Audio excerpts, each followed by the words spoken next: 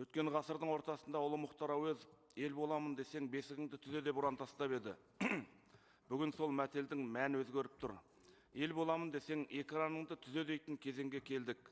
Кез келген елдің қоғамдық саяси өмірінде киноның алатын орны айрықша.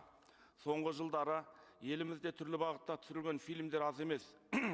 Алайда сол фильмдердің сапасына қатысты сұрақ сауалдар пісіп жетіліп арнасынан асып тұр. Кино идеология, кино саясат, кино керек десеңіз ұлттық қауіпсіздігі.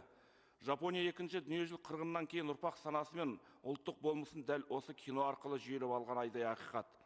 Кино бүтін ұлтты ұйытатын, сол арқылы жас ұрпақтың санасына әсер ететін күшті қару. Әр халықтың ұлттық болмысы, тарихы, салт дәстүрі, діни ұстанымы, әлеуметтік жіктелісі бар.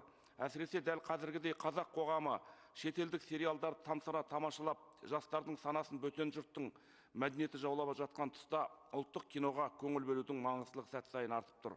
Кино саясат қоғам көшін бастауы керек еді, ал біздің бұл өнеріміз қоғамның жетегінде кетіп барады. Соңғы жылдар мемлекеттік тапсырыспен тарихи тұлғаларға арналған сериалдар мен көркем фильмдер түсірілуде. Осы орайда Антон Чеховтың «Біз Гогольді халықтың деңгейіне түсірмеуіміз керек, керісінше халықты Гогольдің деңгейіне көтеруіміз қажет» деген еріксіз ой қоралады. Найзағайдың отына нан пісіріп жатқан осы бір кезеңдерде кино бірінші кезекте бизнес емес, өнер, ұлттық ұстаным миссиясын атқару керек.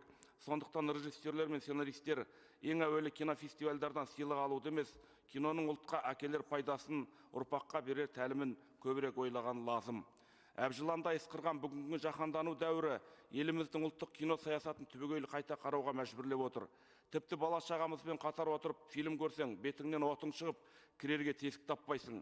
Анайы эпизодтар мен сүйегіңнен өтетін бейпіл диалогтар, шұп-шұбар тіл, атыс-шабыс жадағай жаргон сөздер, одан қалса әр жерден ұрлап, жырлап көшіріп алған инкубатор фильмдер. Керек десеңіз, мұндай теріс имидж тудыратын фильмдер жұрттың ашуын туғызуда. Ең қиыны қатаң сүзгінің жоқтығынан қазақтың көркемде шұрайлы тілі күйреп жатыр. Экран мен эфирде көшенің тілі үстемдік ала бастады. Сонымен қатар дәстүріңді дәлдүріш қып, теріс діни ағымдардың насихатын күйттеп жүрген таспаларда жоқ емес.